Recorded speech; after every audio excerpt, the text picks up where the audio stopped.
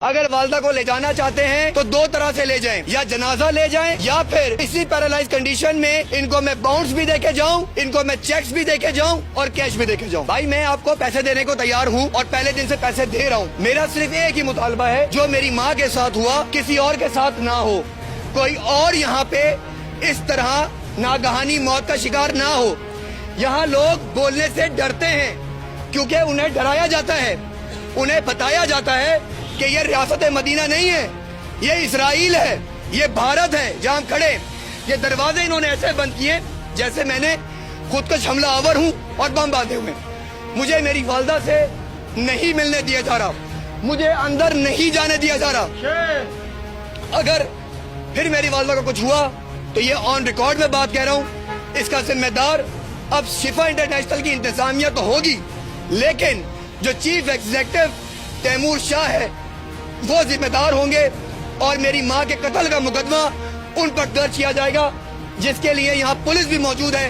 ان کے سامنے میں یہ بیان دے رہا ہوں کہ کسی قسم کا کوئی نقصان میری والدہ کو یا میرے اہل و عیال جو اوپر موجود ہیں انہیں ہوا تو پوری ذمہ داری تیمور شاہ کی ہوگی۔ دروازے بند کر کے بھاگ نہیں سکتے، جب تک زندہ ہوں یا کھڑا رہوں گا انصاف لوں گا۔ یہ یہاں پہ جو چیف ایگزیکٹو ہیں تیمور شاہ صاحب، ان سے بار بار ہم نے ملنے کی کوشش کی اور انہیں کہا کہ اسپتال کی جو غفلت ہے خدا را اس پہ نوٹس لیں۔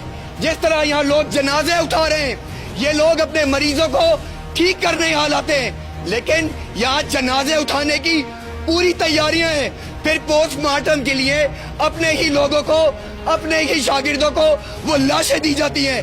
میں لعنت بھیجتا ہوں ایسے نظام پر۔ میں کہتا ہوں ریاست مدینہ کے دعوے دار عمران خان صاحب دیکھیں اس کو سیل کریں۔ انہوں نے یہاں پیشنٹ ایڈمٹ کیا اور کہا کہ ایک چھوٹی سی سرجری ہوگی، اس سرجری کے بعد آپ کا پیشنٹ ٹھیک ہو جائے گا۔ سرجری اپنی مرضی سے کی، اپنی مرضی کے فیصلے کیے، اور وہ پیشنٹ سرجری کے بعد جو یہاں پہ انہوں نے بدعنوانیاں کی ہیں، جو بل بنانے کے لیے انہوں نے نتنے انداز اپنائے ہیں، اور جس طرح کی یہاں پہ غفلت برتی گئی ہے، تو ایک اچھا خاصا صحت مند چلتا ہوا مریض پیرالائز ہو گیا۔ وہ مریض نہ صرف پیرالائز ہوا، زندگی اور موت کی آخری کشمکش میں وہ ان کو جواب دے چکے ہیں، اور اب کہتے ہیں کہ گھر لے جاؤ۔ ایسے کیسے لے جائیں ہم گھر؟ کس کی مرضی سے ڈاکٹروں نے یہاں پہ سرجریز کی ہے؟ کون ذمہ دار ہے؟ اور اب یہ سامنے آنے سے ڈرتے ہیں۔ یہ انہوں نے بارڈر بنائی ہوئی ہے، اور جب تک یہ جواب نہیں دیں گے ہم یہاں کسی اور کا قتل ہونے نہیں دیں گے۔